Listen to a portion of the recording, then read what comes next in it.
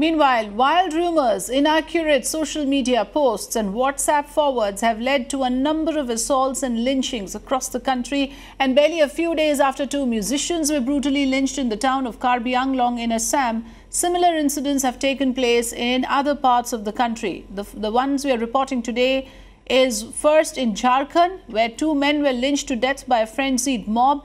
In Bihar, another incident, a man was brutally beaten up for allegedly being a motorcycle thief. Well, so in the incident that took place in Jharkhand in Godda district, two men were targeted by a mob because they suspected the men to be cattle thieves. The victims were accused of stealing 13 buffaloes, following which the mob turned on them and killed them on the spot. The police have arrested 4 people in this case.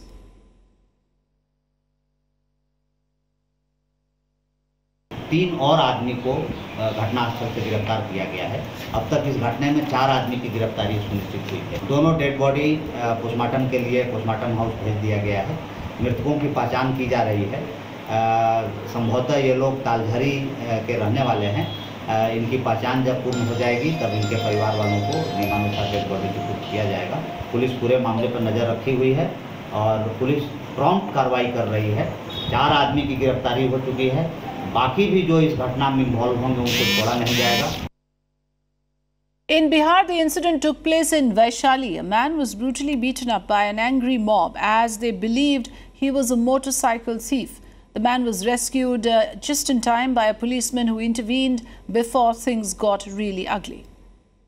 So those are the 2 incidents reported today. Practically every day we are reporting instances of mob lynching. Much of it is happening because of fake forwards, fake news being forwarded and circulated that galvanizes a whole lot of people into a mob frenzy. A lot of times it's also simply through word of mouth, but the question is, what about police presence? The police only springs into action once the damage is done, except for this latest case in Bihar where, of course, there was timely intervention. But we have been questioning, what about preventive action, and where is the police when the lynching is being done? Why isn't there an alarm? Why doesn't nobody make a call? Is there a complete failure of the police machinery? And this is happening in state after state. Those are the pictures on your screens, viewers, of those 2 incidents that we are reporting today, one in Godda of Jharkhand, the other in Vaishali in Bihar. The rumor could be anything. It could be just a petty theft. In this case, of course, the 2 men that were beaten to death were on suspicion of being cattle thieves. In the other case, the man was suspected of having stolen a motorbike. In the earlier instance in Assam, we saw that 2 musicians were lynched on suspicion of being child lifters. There are elderly people attacked as well, merely because a rumor gathers momentum and a mob turns violent. All of these cases are cases of mob violence and vigilante justice with no sight of police. In any of these cases, there has been very, very few, very rare instances where police has intervened and the lynching was prevented. Vikram Singh, former DGP of Uttar Pradesh, joining me on the phone line. Good afternoon, Mr. Singh. It's extremely painful to see that the police machinery seems to have been rendered ineffective in state after state. A lynching is going on. There is no police in sight, no timely intervention, no preventive action. Only after the damage is done, the police surfaces. Why is it happening this way, sir? Extremely unfortunate. I would have expected better professional competence from the police. Yet they have been caught on the wrong foot. Yet once again, I'm so sorry for that. But yes, this police leadership must rise to the occasion, give the necessary instructions, guidance, and ensure that those who faulted and in fact were not up to the mark, they should be taken to task. The police leadership should be very unsparing as far as these are concerned, because if they do not, such incidents are likely to recur. It will be a tragedy, not only at the state level, but at the national level. For this failing of the innocent citizens by the police, it calls for zero tolerance, and I would expect drastic action against those policemen who were supposed to intervene and react, and they did not.